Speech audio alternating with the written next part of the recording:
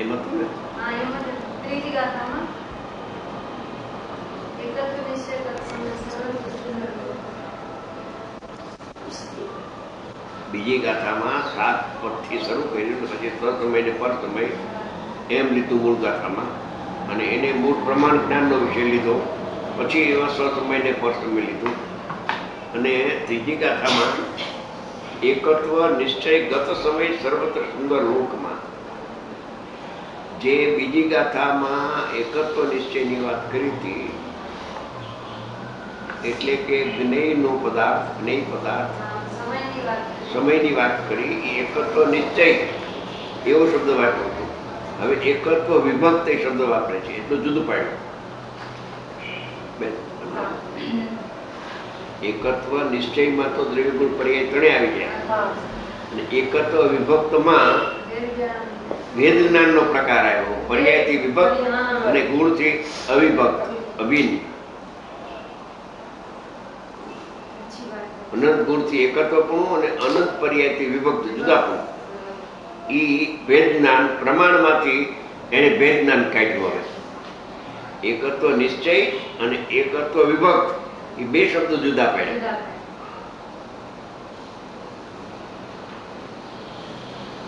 ત્રીજીમાં એકત્વ નિશ્ચય ગત સમય સર્વત્ર સુંદર લોકમાં છયદ્રની વાત કરી હતી ત્રીજી ગાથામાં. પોતાના ધર્મને ચૂમે છે, વર્ણને ચૂમતો નથી. આખું પ્રમાણનું દ્રવ્ય લીધું હતું, પરથી ભિન્ન. સમજાણું?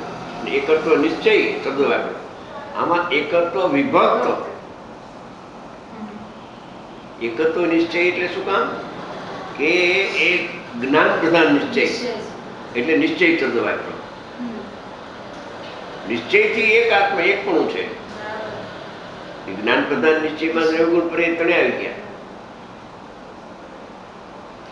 સામાન્ય પ્રમાણ એમાં સ્વસમય પરસમય ન લેવો. છ દ્રવ્યમાં લીધું એને ઉતાર્યું. હવે કે છે એકત્વ વિભક્ત. પાંચમી ગાથામાં એમ કહ્યું કે તે એકત્વ વિભક્ત આત્માને હું એકત્વ નિશ્ચયને તો મેં કહી દીધું, હવે મારે એકત્વ વિભક્ત કેવો છે. જે પર્યાયથી સહિત મેં કહ્યો હતો આત્મા, હવે મારે પરિણામ માત્રથી વિભક્ત જુદો કેવો છે.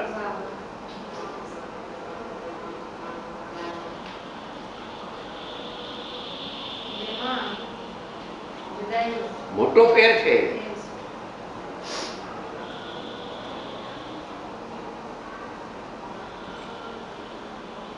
પ્રમાણ જ્ઞાનથી થાપે તો બે દ્રવ્યની જુદાઈ છે, અને પર્યાયથી જુદો એમાં સાધ્યની સિદ્ધિ સમ્યક દર્શન થાય છે. કેમ કે શ્રદ્ધાનો વિષય લેવો છે, ઓલો જ્ઞાનનો વિષય હતો. જ્ઞાનના વિષયમાં શ્રદ્ધાનો વિષય છુપાયેલો હતો, એ હવે કાઢે છે એકત્વ વિભક્ત કહીને. એકત્વ નિશ્ચયમાંથી એકત્વ વિભક્ત કાઢ્યું. એકત્વ નિશ્ચયમાંથી એકત્વ વિભક્ત બતાવે છે.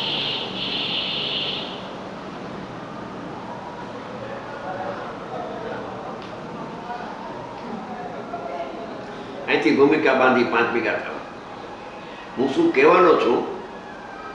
હું એકત્વ વિભક્ત આત્માને બતાવીશ, અને હું દર્શાવું તો તારા અનુભવથી પ્રમાણ કરજે. એ એકત્વ વિભક્ત આત્માની વાત એ દ્રષ્ટિની પ્રધાનતા આવે, વેદના આવ્યો, પ્રયોજનની સિદ્ધિ, ઓલું પદાર્થની સિદ્ધિ. પદાર્થની સિદ્ધિ અલગ, પ્રયોજનની સિદ્ધિ અલગ.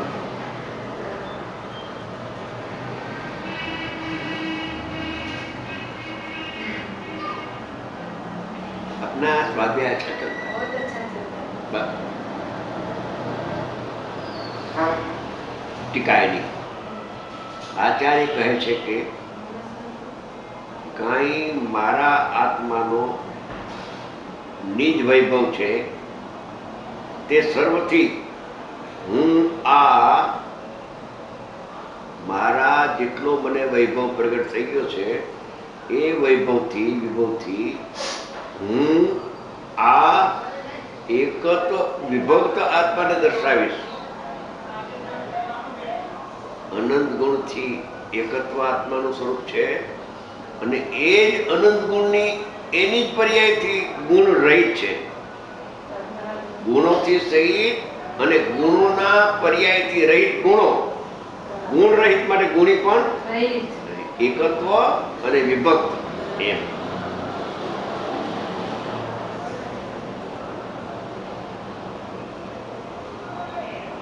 એકત્વ નિશ્ચયમાંથી તમે એકત્વ વિભક્ત કાઢજો એમ કે છે. આત્માનો નિજ વિભક્ત છે તે સર્વથી હું આ એકત્વ અને વિભક્ત આત્માને દર્શાવીશ અસ્થિનાથી અને કાંતિ એવો મેં વ્યવસાય એ ઉદ્યમ નિર્ણય કર્યો છે. આ શાસ્ત્ર લખવાનું પ્રયોજન પ્રતિજ્ઞા કરે છે હું શુદ્ધાત્માને બતાવીશ એ શુદ્ધાત્મા કેવો છે, એકત્વ વિભક્ત છે. વિભક્ત થાય છે નહીં, વિભક્ત છે અનાદિ અનંત પ્રેત છે. એકત્વ વિભક્ત આત્માને દર્શાવીશ એવો મેં વ્યવસાય કર્યો છે. એવો છે મારા આત્માનો નિજ વૈભવ. હવે પોતાના વિભવની વૈભવની વાત કરે. આ લોકમાં પ્રગટ સમસ્ત વસ્તુઓનો પ્રકાશ કરનાર અને શ્યાદ પદની મુદ્રાવાળો જે શબ્દ બ્રહ્મ અનંતના પરમાગમ તેની ઉપાસનાથી જેનો જન્મ છે. જીનવાણી દ્રવ્યસ્વરૂપ શબ્દ બ્રહ્મ અને અર્યંતની સિદ્ધિ વાણી એવો જે શબ્દ બ્રહ્મ કે સમસ્ત વસ્તુને પ્રકાશ કરવામાં એ હેતુ થાય છે. બધા પદાર્થોને એ શબ્દ બ્રહ્મ બતાવે છે. શબ્દ બ્રહ્મ અર્હંતના પરમાગમ. શબ્દ બ્રહ્મનો અર્થ પરમાગમ, પણ પરગમાગમ કોનું કે અર્યંત. અર્યંતના શ્રીમુખથી નીકળેલી વાણી પરમાગમ એ શબ્દ બ્રહ્મ છે. શબ્દ બ્રહ્મ અર્હંતના પરમાગમ. શબ્દ બ્રહ્મનો અર્થ કેવો? અનંતના પરમાગમ. તેની ઉપાસનાથી, આરાધનાથી, સેવાથી, એનું અધ્યયન કરવાથી જેનો જન્મ છે એમ. એટલે જીનવાણીની સ્થાપના કરી. કાઉન્સ કરે છે. ખ્યાતનો અર્થ કથનચિત છે નહીં, આગળ રહી ગયું. પ્રકાશ કરનાર અને શ્યાદ પદની મુદ્રાવાળો છે એ શબ્દ બ્રહ્મ. શબ્દ બ્રહ્મ વ્યાખ્યા શ્યાદ પદ અનંતના પરમગમ તેની પાસે જેનો છે.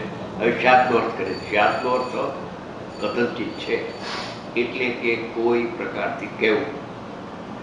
પરમાગમને શબ્દ બ્રહ્મ કહ્યા તેનું કારણ અનંતના પરમાગમમાં સામાન્ય ધર્મો વચન ગોચર સર્વ ધર્મો ના નામ આવે છે. એટલી વાણીમાં આવી શકે એટલી વાણીમાં શબ્દ દ્વારા ધર્મનું વિવરણ આવ્યું છે.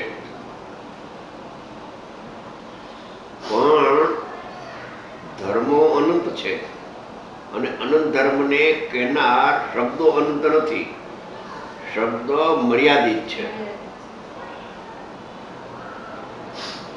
અને વચનથી અગોચર, વાણીથી અગોચર જે કોઈ વિશેષ ધર્મો છે તેમનું અનુમાન કરવામાં આવે છે. એ રીતે તે સર્વ વસ્તુઓના પ્રકાશક છે માટે સર્વવ્યાપી કહેવામાં આવે છે અને તેથી તેમને શબ્દ બ્રહ્મ કહે છે. શબ્દ બ્રહ્મની વ્યાખ્યા કાઉન્સ પૂરો થયો. વળી તે નિજ વિભવ કેવો છે? સમસ્ત જે વિપક્ષ અનિવાદીઓથી ગ્રહણ કરવામાં આવે સર્વથા એકાંતરૂપ નહીં પક્ષ. શ્યાતને છોડીને સર્વથા એકાંત એક ધર્મને પકડનારા તેમના નિરાકરણમાં, તેના ખંડનમાં સમર્થ જે અતિ નિસ્તુષ નિર્બાધ યુક્તિ, નહીં વિભાગની યુક્તિ, નહીં પ્રમાણથી યુક્તિ, અતિ નિસ્તુષ સ્તોત્રા વગરની નિર્બાધ ચોખ્ખી યુક્તિ, પ્રમાણ અને નહીં એ યુક્તિ છે. તેના અલંબનથી જેનો જન્મ છે. મારો વૈભવ જે છે એ હું બતાવું છું. વળી તે કેવો છે? મારું નીજ વૈભવ નિર્મળ વિજ્ઞાન ઘન જે આત્મા, તેમાં અંતર્નિમગ્ન પરમ ગુરુ સર્વજ્ઞ દેવ અને અપર ગુરુ ગણધર આદિ માંડીને અમારા ગુરુ પર્યંત પોતાના વૈભવની વાત કરે છે. હલો, જય જિનેન્દ્ર. વિજ્ઞાન ઘન જે આત્મા, આત્માનું વિશેષણ નિર્મળ વિજ્ઞાન અને ઘન, એમાં કાંઈ શુદ્ધતા એકલી ભરેલી છે. જ્ઞાનની, દર્શનની, ચારિત્રની, જ્ઞાનની મુખ્યતાથી વાત કરી. જે આત્મા તેમાં અંતર નિમગ્ન, ડૂબી ગયા છે, બહાર જોતા નથી, ડોક્યું કરતા નથી કે બહાર લોકાલોકનું શું થાય છે. અંતર નિમગ્ન પરમ ગુરુ, પરમ ગુરુનો અર્થ કરે સર્વજ્ઞ દેવ અને અપર ગુરુ ગણધર આદિથી માંડીને જો અમારા ગુરુ પર્યંત તેમનાથી પ્રસાદ રૂપે અપાવેલ, તેમની પ્રસાદી થઈ. અમને તો શુદ્ધાત્મા કોઈની પ્રસાદી છે. પ્રસાદ રૂપે અપાયેલ જે શુદ્ધાત્મ તત્વનો અનુગ્રહપૂર્વક ઉપદેશ, ઓમાં તો વાંચન હતું, શાસ્ત્રમાં તો આમાં ઉપદેશ મને મળ્યો છે સાક્ષાત. દેશના લબ્ધી પ્રકાર કયો? દેવ, શાસ્ત્ર અને ગુરુ ત્રણ લીધા. સર્વજ્ઞ દેવ લીધા, વાણી આવી ગઈ ઉપર, અને હવે દેશના લબ્ધી લીધી. અનુગ્રહપૂર્વક કરુણા કરી, કૃપા કરીને અમને ઉપદેશ આપ્યો. પણ શેનો ઉપદેશ આપ્યો? નવ તત્વનો કે ના?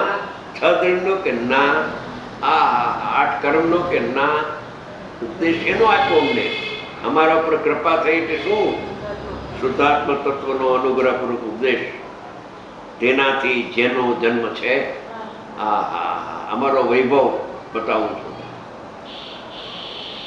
વળી તે કેવો છે વૈભવ? વૈભવની વાત કરે. નિરંતર જળતો,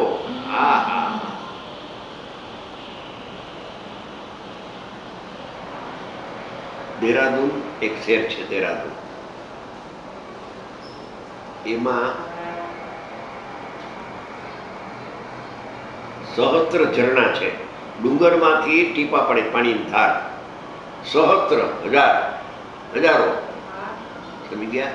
આમ ડુંગરો, અમને ડુંગર જ છે, એમાંથી પાણી જેવા જ કરે, ટીપકા જરે છે, પાણી જરે છે, એને જરે કહેવાય. ઉપરથી નીચે પડે ને એને ઝરણું કહેવાય, જરે. એમ કે છે કે નિરંતર ઝરતો, આસ્વાદમાં આવતો. આ ડુંગરમાંથી અનંત ગુણ, અનંત પર્યાયમાં આનંદ જવે છે, જરે છે, એનો અમે સ્વાદ દઈએ છીએ. એમ નિરંતર ઝરતો, આસ્વાદમાં આવતો, સુંદર જે આનંદ, તેની છાપ પાડો. જે પ્રચુર સંવેદન સ્વરૂપ, સ્વસંવેદન, તેનાથી જેનો જન્મ છે. આ અનુભવની છાપ મારી એને, આ મુખ્ય છે. બાકી વ્યવહાર કર્યો, જીનવાણી વ્યવહાર, ઉપદેશ મેળવ્યો વ્યવહાર, સર્વજ્ઞ ભગવાન છે ગુરુ, એ પણ વ્યવહાર. એક નિશ્ચયની વાત આ છે, આનંદ, નિત્ય આનંદના ભોજન કરનાર. એમ પોતે બનાવે ને પોતે ખાવે. પોતે બનાવે એમ આવે કે આપે બનાવે, આપે ખાવે. એટલે ખાવાથી થાક લાગતી નથી. એટલે બરાબર. એમાં આનંદમાં થાક લાગે, થાક ઉતરી જાય. નિરંતર જડતો, આસ્વાદમાં આવતો સુંદર જે આનંદ, અતિન્દ્રિય આનંદ, તેની છાપ પણ ટ્રેડમાર્ક, મુદ્રા. જે પ્રચુર સંવેદન સ્વરૂપ, સ્વસંવેદન. બુદ્ધે અર્થ કર્યો કે થોડુંક તો સંવેદન છે ચોથે પાંચમે, પણ આ તો પ્રચુર, ઘણું બધું. ત્રણ કષાયના અભાવપૂર્વકની જે વિતરાગતા થઈ છે, માટે પ્રચુર, ઘણું વધારે. પ્રચુર સંવેદન સ્વરૂપ, સ્વસંવેદન, સંવેદન સ્વરૂપ સ્વસંવેદન, તેનાથી જેનો જન્મ છે. હા હા હા, એમ જે પ્રકારે મારા જ્ઞાનનો વિભવ છે, જે પ્રકારે મારા જ્ઞાનનો વિભવ છે, તે સમસ્ત વિભવથી દર્શાવું છું. જો દર્શાવું તો સ્વયંમેવ, પોતે જ પોતાના અનુભવ પ્રત્યક્ષથી પરીક્ષા કરી પ્રમાણ કરવું. હું તો દર્શાવું છું, પણ તમે તમારા અનુભવથી પ્રમાણ કરજો. કેવળ સાંભળવાથી આત્માની વાત પ્રમાણ થાય, સાંભળીને તો છૂટી જશે. હવે કહે છે કે કાનો માત્રા મીંડું ક્યાંય શબ્દની પર્યાયમાં ફેરફાર થયો હોય એ બતાવે. જો ક્યાંય અક્ષર માત્રા અલંકાર યુક્તિ આદિ પ્રકરણોમાં ચૂકી જાઉં, એમ શબ્દશાસ્ત્રની અપેક્ષાએ જ્યાં કોઈ વિભક્તિ આ તે ઘણા પ્રકાર હોય છે ને, એમ તો એમાં દોષ ગ્રહણ કરવામાં સાવધાન ન થવું, શબ્દ મ્લેચ્છ ન થતા. અહીંયા આ રસવાઈ જોઈએ, અહીંયા દીર્ઘાઈ મૂકી દીધી, અહીંયા મીંડી જોઈએ, અહીંયા મીંડી મૂકી નથી. હા હા હા, એવું કંઈ કરિશ્મા રહી જાય છે. શાસ્ત્ર સમુદ્રના પ્રકરણ બહુ છે, માટે અહીં સ્વસંવેદન રૂપ અર્થ પ્રધાન છે. તેથી અર્થની પરીક્ષા કરવી, પ્રયોજનની પરીક્ષા કરવી, અનુભવ કેમ થાય એ શાસ્ત્ર છે. આ બસ, બીજું કઈ નહીં. ભાવાર્થ. આચાર્ય આગમનું સેવન 4 પ્રકાર. પેલું આગમનું સેવન, બીજું યુક્તિનું અવલંબન, એ ત્યાદવાદથી કથનચિત એમ. બરાબર ગુરુનો ઉપદેશ 3 અને સ્વસંવેદન 4. એ 4 પ્રકારે ઉત્પન્ન થયેલ પોતાના જ્ઞાનના વિભવથી એકત્વ વિભક્ત શુદ્ધ આત્માનું સ્વરૂપ દેખાડે છે. તેને સાંભળનારા હે શ્રોતાઓ, પોતાના સ્વસંવેદન પ્રત્યક્ષથી પ્રમાણ કરો. ક્યાંય કોઈ પ્રકરણમાં ભૂલું તો એટલો દોષ ગ્રહણ ન કરો. એમ કહ્યું છે. અહીં પોતાનો અનુભવ પ્રધાન છે. અહીં આ શાસ્ત્રમાં શુદ્ધાત્માનો અનુભવ એ પ્રધાન લખેલ છે. તેનાથી શુદ્ધ સ્વરૂપનો નિશ્ચય કરો. અનુભવથી શુદ્ધાત્માનો નિર્ણય કરો. અનુભવથી આત્મા જેવો જેવો નિર્ણય થઈ શકે છે, એમ કહેવાનો આશય છે. હવે 6ઠ્ઠી ગાથા આવે છે. મૂળ એકત્વ વિભક્ત આત્માને હું મારા નિજ વૈભવથી દર્શાવીશ, પણ દર્શાવ્યો નહીં. એમાં 5મી ગાથામાં એકત્વ નિશ્ચયને હું દર્શાવીશ, અને દર્શાવું તો પ્રમાણ કરજો. પણ એકત્વ વિભક્ત શું એ નહીં. એકત્વ વિભક્ત આત્માની વાત આ શાસ્ત્રમાં મારે કરવી છે.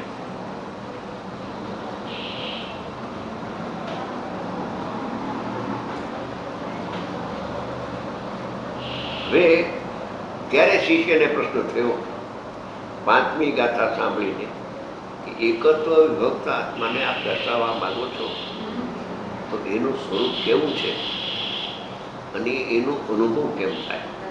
આ 2 વાત એને કરી. દ્રવ્યનો નિશ્ચય પૂછી લીધો અને પર્યાયનો નિશ્ચય પૂછી લીધો. અનુભવનો વિષય પૂછ્યો, શુદ્ધાત્માનું સ્વરૂપ, અને એ શુદ્ધાત્માનો અનુભવ કેમ થાય એની વિધિ કૃપા કરીને બતાવો.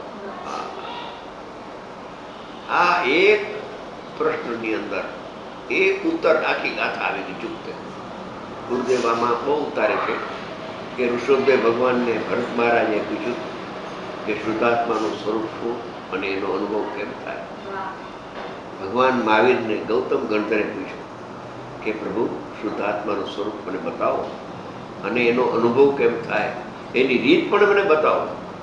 શુદ્ધાત્માનું સ્વરૂપ તમે બતાવશો એ તો અધૂરું છે, એ તો તમે બતાવશો અને હું સાંભળીશ, પણ એનો અનુભવ કેમ થાય એ કેસો ક્યારે પૂરું થશે? નકર તો અધૂરું રહીએ ને. પુરવાર્થ કયો પણ આ તે ઉત્તરાર્થ કહી દીધો એમ. બહુ લડાવે ગુરુદેવ આમાં. આ શિષ્ય છે ને આ ગુરુ છે, આ એક સંધિ છે. શિષ્ય બીજું કાંઈ પૂછતો નથી. 6 દ્રવ્યનું સ્વરૂપ, 9 તત્વનું સ્વરૂપ, 8 કર્મનું, કર્મ પ્રકૃતિનું, લોકનું સ્વરૂપ, લોક વિભાગનું સ્વરૂપ, શું નિશ્ચય, શું વ્યવહાર, શું નિમિત્ત ઉપાદાન, કાંઈ પૂછતો નથી. એકલા શુદ્ધાત્માનું સ્વરૂપ મારે કેવું છે. આપને ભાવ આવ્યો છે, મને સાંભળવાનો ભાવ આવ્યો છે, મને એ જ કહ્યું પ્રભુ. આજ સુધી સાંભળ્યું નથી, પણ સાથે સાથે મને અનુભવની કળા બતાવતા જાય.